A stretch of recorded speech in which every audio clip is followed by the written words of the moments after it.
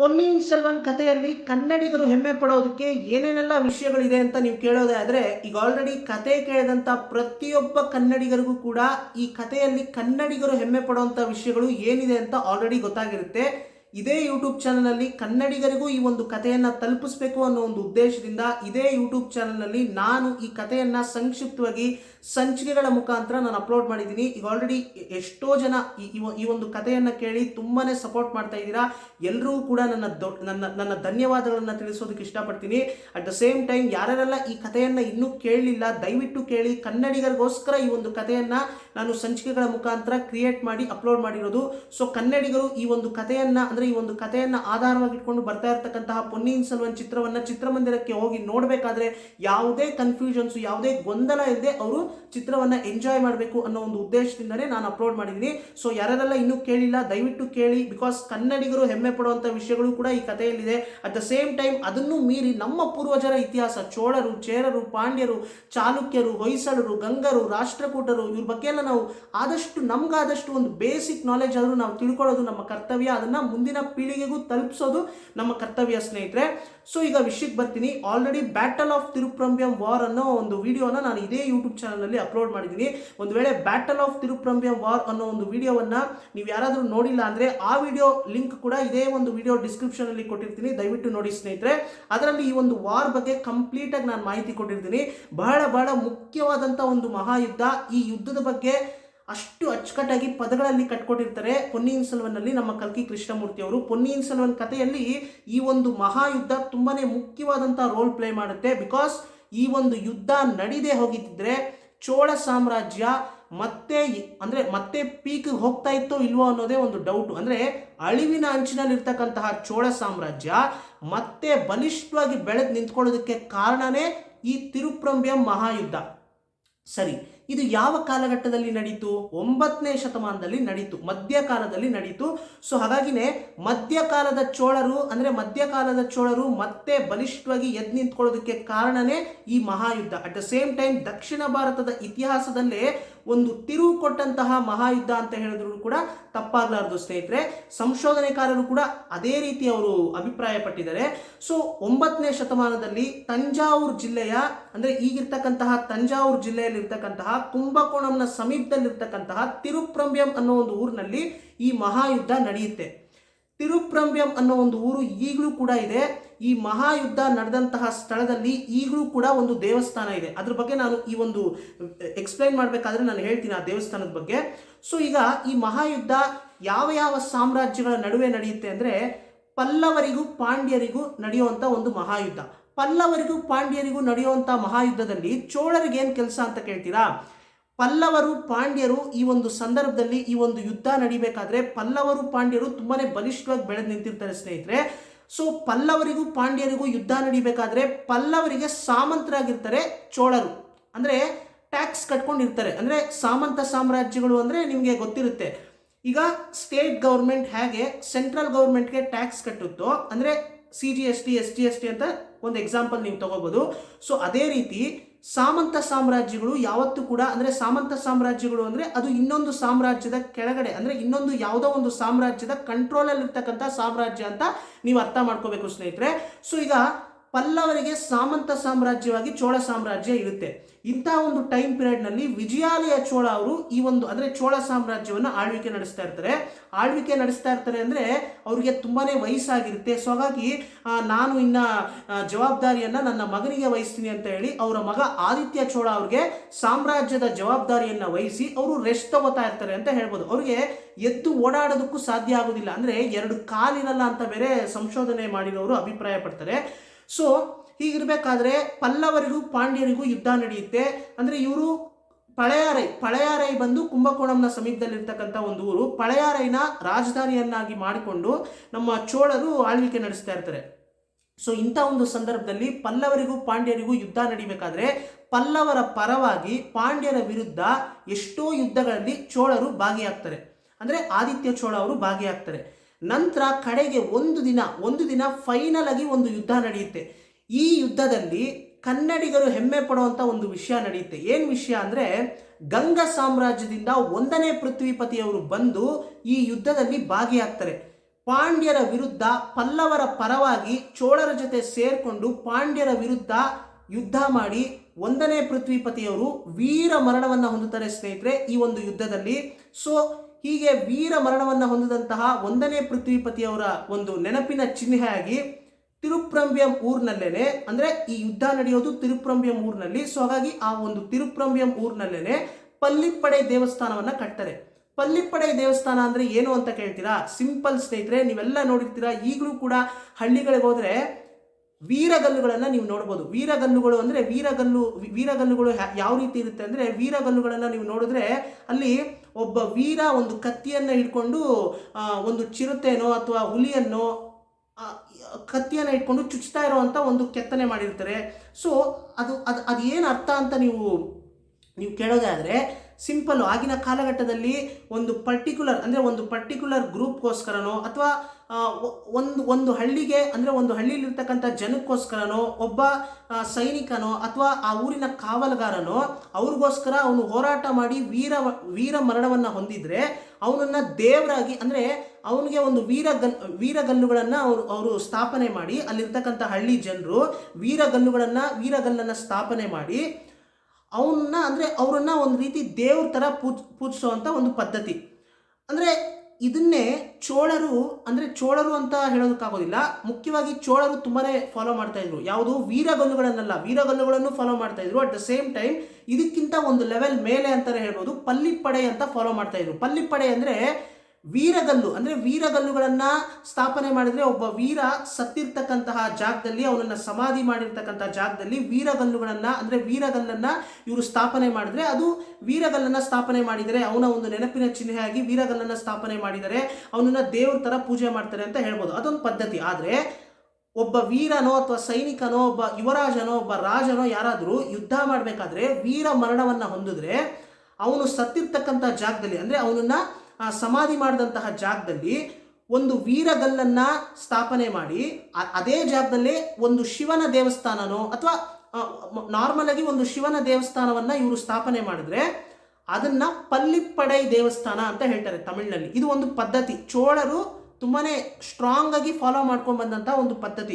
ಇದನ್ನೇ ಪಲ್ಲಿಪ್ಪಡೈ ಕೋಯಿಲ್ ಅಂತ ಹೇಳ್ತಾರೆ. ಕೋಯಿಲ್ ಅಂದರೆ ದೇವಸ್ಥಾನ. ಸೊ ಪಲ್ಲಿಪ್ಪಡೈ ದೇವಸ್ಥಾನ ಅಂದರೆ ಇದೊಂದು ಪದ್ಧತಿ. ಚೋಳರು ತುಂಬಾ ಸ್ಟ್ರಾಂಗ್ ಆಗಿ, ಮುಖ್ಯವಾಗಿ ಚೋಳರು ತುಂಬಾ ಸ್ಟ್ರಾಂಗ್ ಆಗಿ ಫಾಲೋ ಮಾಡ್ಕೊಂಡು ಬರ್ತಾ ಇದ್ರು. ಎಲ್ಲ ಸಾಮ್ರಾಜ್ಯಗಳು ಅಂದರೆ ಎಲ್ಲ ಸಾಮ್ರಾಜ್ಯದವರು ಫಾಲೋ ಮಾಡ್ತಾ ಇದ್ರು. ಚೋಳರು ಮುಖ್ಯವಾಗಿ ಹೆಚ್ಚಾಗಿ ಫಾಲೋ ಮಾಡಿದ್ದಾರೆ ಅಂತ ಸಂಶೋಧನೆ ಮಾಡಿರೋರು ಹೇಳ್ತಾರೆ ಸ್ನೇಹಿತರೆ. ಸೊ ಹೀಗಿರಬೇಕಾದ್ರೆ ನಮ್ಮ 1ನೇ ಪೃಥ್ವಿಪತಿಯವರು ಈ ಒಂದು ಯುದ್ಧದಲ್ಲಿ ವೀರ ಮರಣವನ್ನು ಹೊಂದುತ್ತಾರೆ ಸ್ನೇಹಿತರೆ. ತಿರುಪ್ರಂಬಿಯಂ ಮಹಾಯುದ್ಧದಲ್ಲಿ ವೀರ ಮರಣವನ್ನು ಹೊಂದಿದಂತಹ ನಮ್ಮ 1ನೇ ಪೃಥ್ವಿಪತಿಯವರಿಗೆ ಪಲ್ಲಿಪ್ಪಡೈ ದೇವಸ್ಥಾನವನ್ನು ಚೋಳರು ನಿರ್ಮಾಣ ಮಾಡ್ತಾರೆ. ಅಂದರೆ ಅವ್ರನ್ನ ಸಮಾಧಿ ಮಾಡಿರ್ತಕ್ಕಂತಹ ಜಾಗದಲ್ಲಿ ಪಲ್ಲಿಪ್ಪಡೈ ದೇವಸ್ಥಾನವನ್ನು ನಿರ್ಮಾಣ ಮಾಡ್ತಾರೆ. ಯಾಕೆ ನಾನು ಒತ್ತಿ ಹೇಳ್ತಾ ಇದ್ದೀನಿ ಅಂದರೆ, ಈ ಚಿತ್ರವನ್ನು ನೀವು ವೀಕ್ಷಿಸಬೇಕಾದ್ರೆ, ಚಿತ್ರಮಂದಿರಕ್ಕೆ ಹೋಗಿ ವೀಕ್ಷಿಸಬೇಕಾದ್ರೆ ಖಂಡಿತ ಈ ಯುದ್ಧದ ಬಗ್ಗೆ ಖಂಡಿತ ಚಿತ್ರದಲ್ಲಿ ಅವರು ತೋರಿಸಿರ್ತಾರೆ, ಮಣಿ ಸರ್ ಅವರು. ಸೊ ನೀವು ಈ ಚಿತ್ರದಲ್ಲಿ ನೋಡಬೇಕಾದ್ರೆ, ಈ ಚಿತ್ರದಲ್ಲಿ ನೀವು ಥಿಯೇಟ್ರಲ್ಲಿ ನೋಡಬೇಕಾದ್ರೆ, ಅಂದರೆ ತಿರುಪ್ರಂಬಿಯಂ ಮಹಾಯುದ್ಧ ಬಂದಾಗ ಕನ್ನಡಿಗರು ಎಲ್ಲರೂ ಕೂಡ ಅವರ ಮನಸ್ಸಿನ ಕಣ್ಣಿನ ಮುಖಾಂತರ ನೀವು ಅಂದರೆ ನೆನಪಿಸ್ಕೋಬೇಕಾಗಿರೋದು ನಮ್ಮ 1ನೇ ಪೃಥ್ವಿಪತಿಯವ್ರನ್ನ. ಬಿಕಾಸ್ ಗಂಗ ಸಾಮ್ರಾಜ್ಯದಿಂದ, ಅಂದರೆ ಗಂಗ ಸಾಮ್ರಾಜ್ಯ ನಿಮಗೆಲ್ಲ ಗೊತ್ತೇ ಇದೆ, ಅದು ಕನ್ನಡ ಸಾಮ್ರಾಜ್ಯ. ಸೊ ಅಂದರೆ ಒಬ್ಬ ಕನ್ನಡಿಗ ಆ ಒಂದು ಕಾಲಘಟ್ಟದಲ್ಲೇ ಎಂತಹ ಒಂದು ವೀರ ಮರಣವನ್ನು ಹೊಂದಿದ್ದಾನೆ ಅನ್ನೋದು ಒಂದು ರೀತಿ ಹೆಮ್ಮೆ ಪಡುವಂಥ ವಿಷಯ ಅಲ್ವಾ ಸ್ನೇಹಿತರೆ. ಸೊ ಹೀಗೆ ತಕ್ಕೋಲ ಮಹಾಯುದ್ಧ ಅನ್ನೋ ಒಂದು ಯುದ್ಧ ನಡೆಯುತ್ತೆ. ಆ ಯುದ್ಧದ ಬಗ್ಗೆ ನಾನು ಮುಂದಿನ ಕಾರ್ಯಕ್ರಮ ಅಥವಾ ಮುಂದಿನ ಸಂಚಿಕೆಯಲ್ಲಿ ತಿಳಿಸ್ಕೊಡ್ತೀನಿ ಸ್ನೇಹಿತರೆ. ಅದು ಕೂಡ ಮುಖ್ಯವಾದಂಥ ಯುದ್ಧ, ಪೊನ್ನಿಯಿನ್ ಸೆಲ್ವನ್ನಲ್ಲಿ ಬರುವಂಥ ಒಂದು ಮುಖ್ಯವಾದಂಥ ಯುದ್ಧ. ಆ ಯುದ್ಧದಲ್ಲೂ ಕೂಡ ಕನ್ನಡಿಗರು ಹೆಮ್ಮೆ ಪಡುವಂಥ ವಿಷಯ ಒಂದಿದೆ. ಸೊ ಅದನ್ನು ಕೂಡ ನಾನು ಮುಂದಿನ ಸಂಚಿಕೆಯಲ್ಲಿ ತಿಳಿಸ್ಕೊಡ್ತೀನಿ. ಸೊ ಈಗ ನಾನು ಸೈಡ್ನಲ್ಲಿ ನೀವು ಇಮೇಜಸ್ನ ನೋಡ್ತಾ ಇದ್ದೀರಾ. ಈ ಇಮೇಜಸ್ಸಲ್ಲಿ ನೀವು ಪೃಥ್ವಿಪತಿಯವರ ಸನ್ನಿಧಿ, ಆ ಪೃಥ್ವಿಪತಿ ಅಯ್ಯನಾರ್ ಅಂತ ಅಲ್ಲಿ ತಮಿಳಿನಲ್ಲಿ ಬರೆದಿದೆ. ಸೈಡ್ನಲ್ಲಿ ಇಮೇಜ್ ನೀವು ನೋಡ್ತಾ ಇರ್ಬೋದು.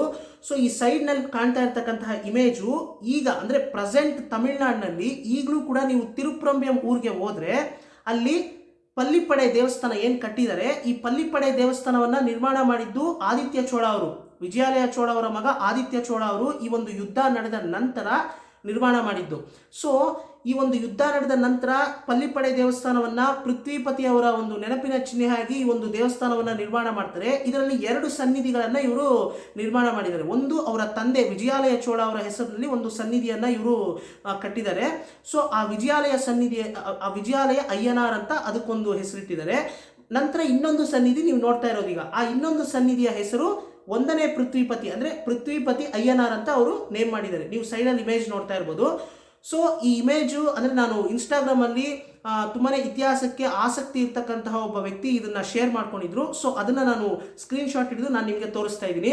ಸೊ ಈಗಲೂ ಕೂಡ ನೀವು ತಿರುಪ್ರಂಬಿಯಂಗೆ ಹೋದರೆ ಖಂಡಿತ ಈ ಒಂದು ಪ್ಲೇಸ್ನ ವಿಸಿಟ್ ಮಾಡೋದಕ್ಕೆ ಮರಿಬೇಡಿ. ತಂಜಾವೂರಿಗೆ ಹೋದರೆ ಬೃಹದೀಶ್ವರ ದೇವಸ್ಥಾನವನ್ನು ನೋಡ್ತೀರಾ.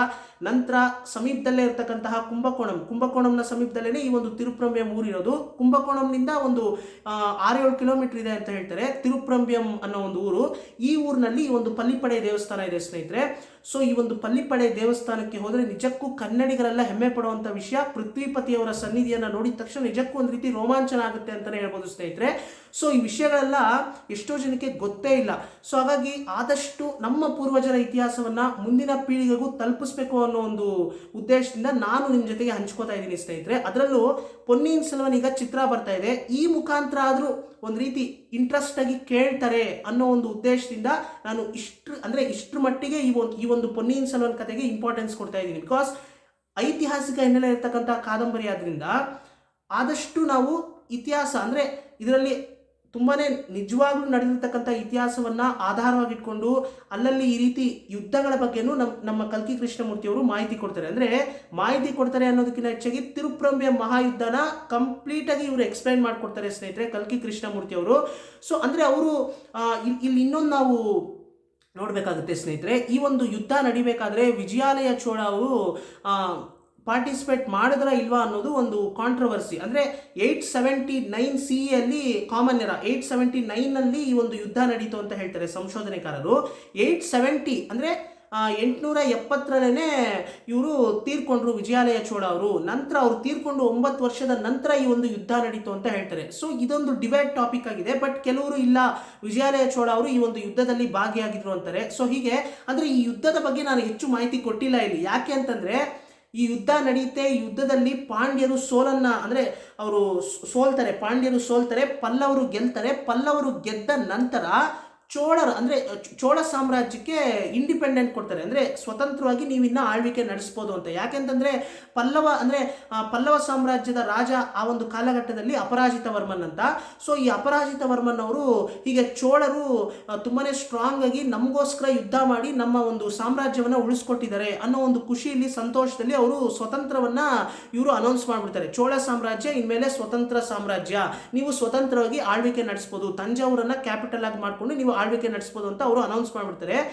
ನಂತರ ಇವರು ಚೋಳರು ಏನು ಮಾಡ್ತಾರೆ ಅಂದರೆ ಆದಿತ್ಯ ಚೋಳ ಅವರು ಮತ್ತೆ ಅಂದರೆ ಪಲ್ಲವರ ಮೇಲೆ ಅಟ್ಯಾಕ್ ಮಾಡ್ತಾರೆ. ಅಂದರೆ ಅದು ಪಲ್ಲವರ ಮೇಲೆ ಯಾತಕ್ಕೋಸ್ಕರ ಅಟ್ಯಾಕ್ ಮಾಡ್ತಾರೆ ಅಂದರೆ ಮೊದಲು ಇಲ್ಲ ಅಂದರೆ ಪಲ್ಲವರ ಮೇಲೆ ಇಲ್ಲ, ಪಲ್ಲವ ಸಾಮ್ರಾಜ್ಯನು ನಮ್ಮ ಒಂದು ಕಂಟ್ರೋಲ್ಗೆ ಬರಬೇಕು ಅಂತ ಇದೆಲ್ಲ ಇರುತ್ತೆ ಆಗಿನ ಒಂದು ಕಾಲಘಟ್ಟದಲ್ಲಿ. ಸೊ ಹಾಗಾಗಿ ಅಪರಾಜಿತ ವರ್ಮನ್ ಅವರ ಮೇಲೆ ಮತ್ತೆ ಅಟ್ಯಾಕ್ ಮಾಡೋದಕ್ಕೆ ಹೋಗಿ ಅಪರಾಜಿತ ವರ್ಮನ್ ಅವ್ರನ್ನ ನಮ್ಮ ಆದಿತ್ಯ ಚೋಳ ಅವರು ಆನೆ ಮೇಲೆ ಅಂದರೆ ಆನೆಯ ಅಂಬಾರಿ ಮೇಲೆ ಕೂತ್ಕೊಂಡೇನೆ ಅವರು ಆನೆಯ ಅಂಬಾರಿ ಮೇಲೆ ಕೂತ್ಕೊಂಡೇನೆ ಕೈಯಲ್ಲಿ ವೇಲ್ ಅಂತಾರೆ, ತಮಿಳಿನಲ್ಲಿ ವೇಲ್ ಅಂತಾರೆ, ಬಾಣ ಅಂತ ನೀವು ಹೇಳ್ಬೋದು ಸ್ನೇಹಿತರೆ. ಆ ಬಾಣವನ್ನು ಇಟ್ಕೊಂಡು ಅಂಬಾರಿಯಿಂದನೇ ಅಂದರೆ ಜಂಪ್ ಮಾಡಿಕೊಂಡು ಅವರು ಹೋಗಿ ಅಪರಾಜಿತ ವರ್ಮನ್ ಅವರ ಎದೆಗೆ ಚುಚ್ಚುತ್ತಾರೆ ಅಂತ ಸಂಶೋಧನೆಕಾರರು ಹೇಳ್ತಾರೆ ಸ್ನೇಹಿತರೆ. ಪೊನ್ನಿಯಿನ್ ಸೆಲ್ವನ್ ಕಥೆಯಲ್ಲೂ ಕೂಡ ಅದನ್ನು ಎಕ್ಸ್ಪ್ಲೈನ್ ಮಾಡಿರ್ತಾರೆ ನಮ್ಮ ಕಲ್ಕಿ ಕೃಷ್ಣಮೂರ್ತಿಯವರು.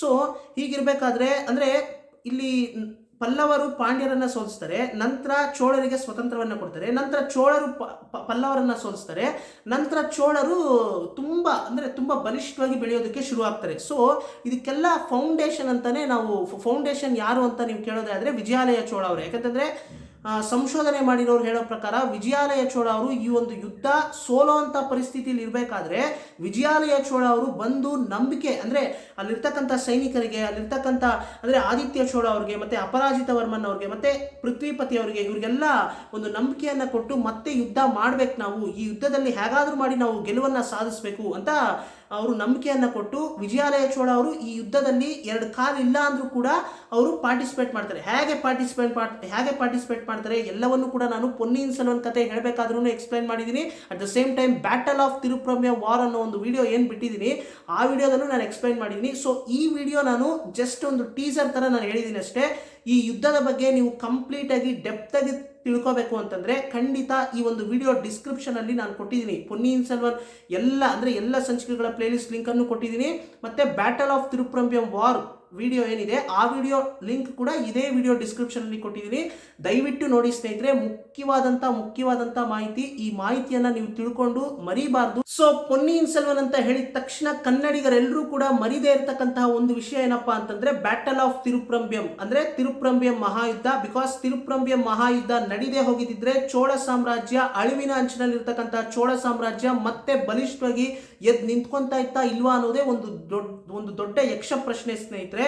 ಬಿಕಾಸ್ ಚೋಳ ಸಾಮ್ರಾಜ್ಯ ಮತ್ತೆ ಬಲಿಷ್ಠವಾಗಿ ಎದ್ದು ನಿಂತ್ಕೊಳ್ಳೋದಕ್ಕೆ ಕಾರಣನೇ ಈ ಒಂದು ಬ್ಯಾಟಲ್ ಆಫ್ ತಿರುಪ್ರಮ್ಯಂ ವಾರ್, ಅಂದ್ರೆ ಈ ಒಂದು ತಿರುಪ್ರಮ್ಯಂ ಮಹಾಯುದ್ಧ. ಚೋಳ ಸಾಮ್ರಾಜ್ಯಕ್ಕೆ ಮತ್ತೆ ದಕ್ಷಿಣ ಭಾರತದ ಇತಿಹಾಸದಲ್ಲಿ ಒಂದು ತಿರುವು ಕೊಟ್ಟಂತಹ ಮಹಾಯುದ್ಧ ತಿರುಪ್ರಮ್ಯಂ ಮಹಾಯುದ್ಧ. ಸೊ ಈ ಒಂದು ತಿರುಪ್ರಮ್ಯಂ ಮಹಾಯುದ್ಧದಲ್ಲಿ ನಮ್ಮ ಕನ್ನಡಿಗರು, ನಮ್ಮ ಕನ್ನಡಿಗ ಆದಂತಹ ಗಂಗ ಸಾಮ್ರಾಜ್ಯದಿಂದ ಬಂದಂತಹ 1ನೇ ಪೃಥ್ವಿಪತಿಯವರು ವೀರ ಮರಣವನ್ನು ಹೊಂದುತ್ತಾರೆ. ಅವ್ರಿಗೋಸ್ಕರ ಚೋಳರು ಪಲ್ಲಿಪ್ಪಡೆ ದೇವಸ್ಥಾನವನ್ನು ನಿರ್ಮಾಣ ಮಾಡಿದ್ದಾರೆ. ಇವತ್ತಿಗೂ ಕೂಡ ನೀವು ತಿರುಪ್ರಮ್ಯಂ ಊರಿಗೆ ಹೋದ್ರೆ, ಅಂದ್ರೆ ತಂಜಾವೂರು ಜಿಲ್ಲೆಯಲ್ಲಿರ್ತಕ್ಕಂತಹ ಕುಂಭಕೋಣಂನ ಸಮೀಪದಲ್ಲಿರ್ತಕ್ಕಂತಹ ಕುಂಭಕೋಣಂನಿಂದ ಒಂದು 6-7 ಕಿಲೋಮೀಟರ್ ಹೋದರೆ ಅಲ್ಲಿ ತಿರುಪ್ರಮ್ಯಂ ಅನ್ನೋ ಒಂದು ಊರಿದೆ. ಆ ಒಂದು ತಿರುಪ್ರಮ್ಯಂ ಊರಿನಲ್ಲಿ ಈಗಲೂ ಕೂಡ ಈ ಒಂದು ಯುದ್ಧ ನಡೆದಂತಹ ಒಂದು ಜಾಗದಲ್ಲಿ ಅಲ್ಲಿ ಒಂದು ಪಲ್ಲಿಪ್ಪಡೆ ದೇವಸ್ಥಾನವನ್ನು ನೀವು ನೋಡ್ಬೋದು. ಸೈಡಲ್ಲಿ ನಾನು ಇಮೇಜನ್ನು ಕೊಟ್ಟಿದ್ದೀನಿ, ಆ ಒಂದು ಇಮೇಜ್ನಲ್ಲಿ ನೀವು ನೋಡ್ತಾ ಇರ್ಬೋದು. ಅಲ್ಲಿ ಪಲ್ಲಿಪ್ಪಡೆ ದೇವಸ್ಥಾನದಲ್ಲಿ 2 ಸನ್ನಿಧಿ ಇದೆ. ಒಂದು ಸನ್ನಿಧಿ ಬಂದು ವಿಜಯಾಲಯ ಅಯ್ಯನಾರ್ ಅಂತ ಇದೆ. ಅದು ಬಂದು ಆದಿತ್ಯ ಚೋಳ ಅವರು ಅವರ ಅಪ್ಪನಿಗೋ ಅಂದರೆ ಅವರ ತಂದೆಗೋಸ್ಕರ ಕಟ್ಟಿದಂತಹ ಒಂದು ಸನ್ನಿಧಿ. ಇದು ಕೂಡ ಆದಿತ್ಯ ಚೋಳ ಅವರೇ ಕಟ್ಟಿದ್ದು. ಅದು 1ನೇ ಪೃಥ್ವಿಪತಿಯವರ ಸನ್ನಿಧಿ, ಅಂದರೆ ಪೃಥ್ವಿಪತಿ ಅಯ್ಯನಾರ್ ಅಂತ ಅಲ್ಲಿ ಮೆನ್ಷನ್ ಮಾಡಿದ್ದಾರೆ ಸ್ನೇಹಿತರೆ. ತಮಿಳ್ನಲ್ಲಿ ಮೆನ್ಷನ್ ಮಾಡಿದ್ದಾರೆ. ಇಮೇಜಲ್ಲಿ ನೀವು ನೋಡ್ತಾ ಇರ್ಬೋದು, ಮೇಲ್ಗಡೆ ತಮಿಳ್ನಲ್ಲಿ ಮೆನ್ಷನ್ ಮಾಡಿದ್ದಾರೆ. ಸೊ 1ನೇ ಪೃಥ್ವಿಪತಿಯವರಿಗೋಸ್ಕರ ಒಂದು ಸನ್ನಿಧಿಯನ್ನು ಕೂಡ ನಮ್ಮ ಚೋಳರು ಆಗಿನ ಕಾಲಘಟ್ಟದಲ್ಲಿ ಪಲ್ಲಿಪ್ಪಡೆ ದೇವಸ್ಥಾನವನ್ನ ನಿರ್ಮಾಣ ಮಾಡಿಕೊಟ್ಟಿದ್ದಾರೆ ಸ್ನೇಹಿತರೆ. ಪಲ್ಲಿಪ್ಪಡೆ ದೇವಸ್ಥಾನ ಅಂದ್ರೆ ಏನು ಅಂತ ನಾನೀಗ ಆಲ್ರೆಡಿ ನಿಮಗೆ ಎಕ್ಸ್ಪ್ಲೈನ್ ಮಾಡಿದ್ದೀನಿ ಸ್ನೇಹಿತರೆ. ಪಲ್ಲಿಪ್ಪಡೆ ಅಂದ್ರೆ ಈಗ ವೀರಗಲ್ಲುಗಳ ಬಗ್ಗೆ ನೀವು ಕೇಳಿರ್ತೀರಾ. ವೀರಗಲ್ಲುಗಳು ಅಂದ್ರೆ ಏನು? ಒಬ್ಬ ವೀರ ಅಥವಾ ಒಬ್ಬ ಸೈನಿಕನೋ, ಒಬ್ಬ ಯಾರೋ ತುಂಬಾನೇ ಕಾವಲುಗಾರ, ಒಬ್ಬ ಊರಿನ ಕಾವಲುಗಾರನೋ ಯಾರೋ ಒಬ್ಬ ತುಂಬಾನೇ ವೀರ ಮರಣವನ್ನ ಹೊಂದಿದ್ರೆ, ಏನಾದರೂ ಒಂದು ಯುದ್ಧ ಮಾಡಿ ಯುದ್ಧದಲ್ಲಿ ವೀರ ಮರಣವನ್ನ ಹೊಂದಿದ್ರೆ ಅವ್ರಿಗೋಸ್ಕರ ಒಂದು ವೀರಗಲ್ಲನ್ನ ಇವರು ಸ್ಥಾಪನೆ ಮಾಡ್ತಾ ಇದ್ರು. ಆಗಿನ ಕಾಲಘಟ್ಟದಲ್ಲಿ ತುಂಬಾ ಅಂದ್ರೆ ಎಷ್ಟೋ ಸಾವಿರ ವರ್ಷಗಳ ಹಿಂದೆಯಿಂದನೂ ಇದನ್ನ ಫಾಲೋ ಮಾಡ್ಕೊಂಡು ಬಂದಿರುವಂತದ್ದೇ. ಸೊ ಆಗಿನ ಕಾಲಘಟ್ಟದಲ್ಲಿ ಹೀಗೆ ವೀರಗಲ್ಲುಗಳನ್ನು ಸ್ಥಾಪನೆ ಮಾಡೋದು ಒಂದು ಪದ್ಧತಿಯಾಗಿತ್ತು. ಇದಕ್ಕಿಂತ ಒಂದು ಲೆವೆಲ್ ಮೇಲೆ ನಮ್ಮ ಚೋಳರು ಪಲ್ಲಿಪ್ಪಡೆ ದೇವಸ್ಥಾನ ಅಂತ ಇವರು ಪದ್ಧತಿಯನ್ನು ಫಾಲೋ ಮಾಡ್ಕೊಂಡು ಬಂದಿದ್ರು. ಏನು ಪಲ್ಲಿಪ್ಪಡೆ ದೇವಸ್ಥಾನ ಅಂದರೆ, ಮತ್ತೊಂದು ಸತಿ ಹೇಳ್ತೀನಿ ಕೇಳಿಸ್ಕೊಳ್ಳಿ. ವೀರಗಲ್ಲುಗಳನ್ನು ಸ್ಥಾಪನೆ ಮಾಡೋದು ಒಂದು ಪದ್ಧತಿ. ಅದಕ್ಕೂ ಒಂದು ಲೆವೆಲ್ ಮೇಲೆ ಒಬ್ಬ ವೀರ ಅಥವಾ ಸೈನಿಕ ಅಥವಾ ಯುವರಾಜ, ಒಬ್ಬ ರಾಜ ಯುದ್ಧದಲ್ಲಿ ವೀರ ಮರಣವನ್ನು ಹೊಂದಿದ್ರೆ ಅವನನ್ನು ಸಮಾಧಿ ಮಾಡಿದಂಥ ಜಾಗದಲ್ಲಿ ಒಂದು ದೇವಸ್ಥಾನ, ಒಂದು ನಾರ್ಮಲ್ ಆಗಿ ಜನರಲ್ ಆಗಿ ಒಂದು ಶಿವನ ದೇವಸ್ಥಾನವನ್ನು ನಿರ್ಮಾಣ ಮಾಡಿದ್ರೆ ಅದನ್ನ ಪಲ್ಲಿಪ್ಪಡೆ ದೇವಸ್ಥಾನ, ಪಲ್ಲಿಪ್ಪಡೆ ಕೋಯಿಲ್ ಅಂತ ಹೇಳ್ತಾರೆ, ಪಲ್ಲಿಪ್ಪಡೆ ದೇವಸ್ಥಾನ ಅಂತ ಹೇಳ್ತಾರೆ. ಹೀಗೆ ನಮ್ಮ 1ನೇ ಪೃಥ್ವಿಪತಿಯವರು, ಗಂಗಾ ಸಾಮ್ರಾಜ್ಯದಿಂದ ಬಂದಂತಹ 1ನೇ ಪೃಥ್ವಿಪತಿಯವರು ಈ ಒಂದು ತಿರುಪ್ರಮ್ಯಂ ಮಹಾಯುದ್ಧದಲ್ಲಿ ಪಲ್ಲವರ ಪರವಾಗಿ ಚೋಳರ ಜೊತೆ ಸೇರ್ಕೊಂಡು ಪಾಂಡ್ಯರ ವಿರುದ್ಧ ಹೋರಾಟ ಮಾಡಿ ವೀರ ಮರಣವನ್ನು ಹೊಂದಿದಂತಹ 1ನೇ ಪೃಥ್ವಿಪತಿಯವರಿಗೆ ನೆನಪಿನ ಚಿಹ್ನೆಯಾಗಿ ಪಲ್ಲಿಪ್ಪಡೆ ದೇವಸ್ಥಾನವನ್ನು ನಿರ್ಮಾಣ ಮಾಡಿಕೊಡ್ತಾರೆ ನಮ್ಮ ಆದಿತ್ಯ ಚೋಳ ಅವರು. ಆಗಿನ ಒಂದು ಕಾಲಘಟ್ಟದಲ್ಲಿ, ಯಾವಾಗ 1000 ವರ್ಷದ ಹಿಂದೆ, 1000ಕ್ಕೂ ಜಾಸ್ತಿ ಅಂತ ಹೇಳಬೇಕು. ಸೊ 9ನೇ ಶತಮಾನದಲ್ಲಿ ನಡೆದಿರೋದು ಈ ಒಂದು ಯುದ್ಧ. ಸೊ ಈಗಲೂ ಕೂಡ ತಿರುಪ್ರಮ್ಯಂ ಊರಿಗೆ ನೀವು ವಿಸಿಟ್ ಮಾಡಿದ್ರೆ ಈ ಒಂದು ದೇವಸ್ಥಾನವನ್ನು ವಿಸಿಟ್ ಮಾಡೋದನ್ನ ಮರಿಬೇಡಿ. ಈ ಒಂದು ದೇವಸ್ಥಾನದಲ್ಲಿ ಪೃಥ್ವಿಪತಿ ಅಯ್ಯನಾರ್ ಅನ್ನೋ ಒಂದು ಸನ್ನಿಧಿ ಇದೆ. ಆ ಒಂದು ಸನ್ನಿಧಿ ಹತ್ರ ನೀವು ಹೋದರೆ ನಿಮಗೆ ಒಂದು ರೀತಿ ರೋಮಾಂಚನ ಆಗುತ್ತೆ. ಬಿಕಾಸ್ ಈ ಒಂದು ಇತಿಹಾಸವನ್ನು ತಿಳ್ಕೊಂಡು ಅಲ್ಲೋಗಿ ನೀವು ನಿಂತ್ಕೊಂಡ್ರೆ, ಆ ಒಂದು ಸನ್ನಿಧಿ ಹತ್ರ ನೀವು ನಿಂತ್ಕೊಂಡ್ರೆ ಖಂಡಿತ ನಿಮಗೆ ಒಂದು ರೀತಿ ರೋಮಾಂಚನ ಆಗುತ್ತೆ. ಅಯ್ಯೋ, ಇದು ನಮ್ಮ ಅಂದರೆ ಕನ್ನಡಿಗರೆಲ್ಲ ಹೆಮ್ಮೆ ಪಡುವಂಥ ಒಂದು ಜಾಗ ಅಲ್ವಾ ಇದು ಅಂತ ನಿಮಗೆ ಅನಿಸುತ್ತೆ. ಸೊ ಕನ್ನಡಿಗರು ಯಾರು ಕೂಡ ಈ ಒಂದು ಇನ್ಫಾರ್ಮೇಷನ್ನ ಮರಿಲೇಬಾರ್ದು. ಪೊನ್ನಿಯಿನ್ ಸೆಲ್ವನ್ ಚಿತ್ರವನ್ನು ನೀವು ಚಿತ್ರಮಂದಿರಕ್ಕೆ ಹೋಗಿ ನೋಡಬೇಕಾದ್ರೆ ದಯವಿಟ್ಟು ಈ ಇನ್ಫಾರ್ಮೇಷನ್ಸ್ನೆಲ್ಲ ನೀವು ಮರಿಲೇಬಾರ್ದು. ಇದನ್ನ ಯಾವತ್ತೂ ಕೂಡ ನೆನಪಲ್ಲಿಟ್ಕೊಳ್ಳಿ. ಬ್ಯಾಟಲ್ ಆಫ್ ತಿರುಪ್ರಮ್ಯಂ ವಾರ್ ಬಗ್ಗೆ ಖಂಡಿತ ಮಣಿ ಸರ್ ಅವರು ಈ ಚಿತ್ರದಲ್ಲಿ ತೋರಿಸಿರ್ತಾರೆ. ಬಿಕಾಸ್ ತುಂಬಾನೇ ಮುಖ್ಯವಾದಂಥ ಒಂದು ಕಂಟೆಂಟು, ಅಂದರೆ ಈ ಒಂದು ಪೊನ್ನಿಯಿನ್ ಸೆಲ್ವನ್ ಕಥೆಯಲ್ಲಿ ತುಂಬಾನೇ ಮುಖ್ಯ ಪಾತ್ರ ವಹಿಸುತ್ತೆ ಈ ಒಂದು ವಾರು. ಸೊ ಹಾಗಾಗಿ ಈ ಒಂದು ವಾರ್ನ ಖಂಡಿತ ತೋರಿಸಿರ್ತಾರೆ. ಈ ಒಂದು ವಾರ್ ಬರಬೇಕಾದ್ರೆ ಖಂಡಿತ ಕನ್ನಡಿಗರು ಯಾರು ಕೂಡ ಈ ಒಂದು ವಾರ್ ನೋಡಬೇಕಾದ್ರೆ 1ನೇ ಪೃಥ್ವಿಪತಿಯವ್ರನ್ನ ಮರಿಬೇಡಿ. ಸೊ ತಕ್ಕೋಲಂ ಮಹಾಯುದ್ಧದ ಬಗ್ಗೆ ಕಲ್ಕಿ ಕೃಷ್ಣಮೂರ್ತಿ ಅವರು ಪೊನ್ನಿಯಿನ್ ಸೆಲ್ವನ್ನಲ್ಲಿ ಹೇಳಿರ್ತಾರೆ ಸ್ನೇಹಿತರೆ. ತಕ್ಕೋಲಂ ಮಹಾಯುದ್ಧದ ಬಗ್ಗೆ ಕೂಡ ಅಂದರೆ ಇದು ಕೂಡ ಒಂದು ಮುಖ್ಯವಾದಂತಹ ಪಾತ್ರ ವಹಿಸುತ್ತೆ ಪೊನ್ನಿಯಿನ್ ಸೆಲ್ವನ್ನಲ್ಲಿ. ಆ ಯುದ್ಧದಲ್ಲಿ ಅಂದರೆ ಆ ಯುದ್ಧದ ಬಗ್ಗೆ ಕೂಡ ಕನ್ನಡಿಗರು ಹೆಮ್ಮೆ ಪಡೋದಕ್ಕೆ ಒಂದು ವಿಷಯ ಇದೆ. ಸೊ ಆ ಯುದ್ಧದ ಬಗ್ಗೆ ನಾನು ಮುಂದಿನ ಸಂಚಿಕೆಯಲ್ಲಿ ನಾನು ನಿಮಗೆ ಮಾಹಿತಿ ತಿಳಿಸ್ಕೊಡ್ತೀನಿ ಸ್ನೇಹಿತರೆ. ಸೊ ಹೀಗೆ ಹಲವಾರು ಇತಿಹಾಸಕ್ಕೆ ಸಂಬಂಧಪಟ್ಟಂತಹ ವಿಷಯಗಳನ್ನ ನಿಮ್ಮ ಜೊತೆಗೆ ಹಂಚ್ಕೋತಾ ಇರ್ತೀನಿ. ಪೊನ್ನಿಯಿನ್ ಸೆಲ್ವನ್ ಹಿಂದ್ಗಡೆ ಇರತಕ್ಕಂತಹ ನೈಜ ಇತಿಹಾಸದ ಬಗ್ಗೆ ನಿಮ್ಮ ಜೊತೆಗೆ ಆದಷ್ಟು ನನ್ನ ಕೈಲಾದಷ್ಟು ನಿಮ್ಮ ಜೊತೆಗೆ ಹಂಚ್ಕೋತಾ ಇರ್ತೀನಿ ಸ್ನೇಹಿತರೆ. At the same time Ponniyin Selvan ಕಥೆಯನ್ನ ಕೇಳೋದನ್ನ ಮರಿಬೇಡಿ. ನಾನು ಕನ್ನಡಿಗರಿಗೂ ತಲುಪಿಸಬೇಕು ಅನ್ನೋ ಒಂದು ಉದ್ದೇಶದಿಂದ, ಕನ್ನಡಿಗರು ಕೂಡ ಹೆಮ್ಮೆ ಪಡುವಂಥ ವಿಷಯಗಳು ಸಾಕಷ್ಟಿದೆ ಈ ಕಥೆಯಲ್ಲಿ. ಸೊ ಹಾಗಾಗಿ ಕನ್ನಡಿಗರಿಗೂ ತಲುಪಿಸಬೇಕು ಅನ್ನೋ ಒಂದು ಉದ್ದೇಶದಿಂದ ಇದೇ ಯೂಟ್ಯೂಬ್ ಚಾನಲ್ನಲ್ಲಿ ಸಂಚಿಕೆಗಳ ಮುಖಾಂತರ ಕಂಪ್ಲೀಟ್ ಸ್ಟೋರಿಯನ್ನು ಅಪ್ಲೋಡ್ ಮಾಡಿಕೊಟ್ಟಿದ್ದೀನಿ. ಈಗ ಆಲ್ರೆಡಿ ಎಷ್ಟೋ ಕನ್ನಡಿಗರು ಈ ಕಥೆಯನ್ನು ಕೇಳಿ ತುಂಬಾ ಸಪೋರ್ಟ್ ಮಾಡ್ತಾ ಇದ್ದೀರಾ, ತುಂಬಾ ಪ್ರೋತ್ಸಾಹ ಮಾಡಿದ್ದೀರಾ. ಎಲ್ಲರೂ ಕೂಡ ನನ್ನ ಹೃತ್ಪೂರ್ವಕ ಧನ್ಯವಾದಗಳನ್ನು ತಿಳಿಸೋದಕ್ಕೆ ಇಷ್ಟಪಡ್ತೀನಿ. ಸೊ ಇನ್ನೂ ಯಾರೆಲ್ಲ ಕೇಳಿಲ್ಲ ಅಂದರೆ ಕನ್ನಡಿಗರಲ್ಲಿ ಇನ್ನೂ ಯಾರೆಲ್ಲ ಕೇಳಿಲ್ಲ, ದಯವಿಟ್ಟು ಕೇಳಿ ಅರ್ಥ ಮಾಡ್ಕೊಳ್ಳಿ. ಏನಾದರೂ ಅನುಮಾನ ಇದ್ದರೆ ನೀವು ಕಮೆಂಟ್ ಸೆಕ್ಷನಲ್ಲಿ ಕೇಳಿದರೆ ನಾನು ಅದಕ್ಕೆ ಉತ್ತರ ಕೊಡ್ತೀನಿ ಸ್ನೇಹಿತರೆ. ಸೊ ಇನ್ನು ಸೆಪ್ಟೆಂಬರ್ 30ನೇ ತಾರೀಕುವರೆಗೂ ಸಮಯ ಇದೆ. ಸೊ ಅಷ್ಟರಲ್ಲಿ ಆದಷ್ಟು ಬೇಗ ಈ ಕಥೆಯನ್ನು ಕೇಳಿ ಮುಗಿಸಿ ಸ್ನೇಹಿತರೆ. ಸೊ ಹೀಗೆ ಒಳ್ಳೊಳ್ಳೆ ವಿಷಯಗಳನ್ನು ಮಾತಾಡೋಣ, ಪಾಸಿಟಿವ್ ಆಗಿರಿ, ಕಂಟಿನ್ಯೂಸ್ಲಿ ನಾಲೆಜ್ನ ಗೇನ್ ಮಾಡ್ತಾ ಇರಿ ಅಂತ ಹೇಳ್ತಾ, stay tuned for Takkolam war ಅಂತ ಹೇಳ್ತಾ ಎಲ್ರಿಗೂ ನಮಸ್ಕಾರ ಸ್ನೇಹಿತರೆ.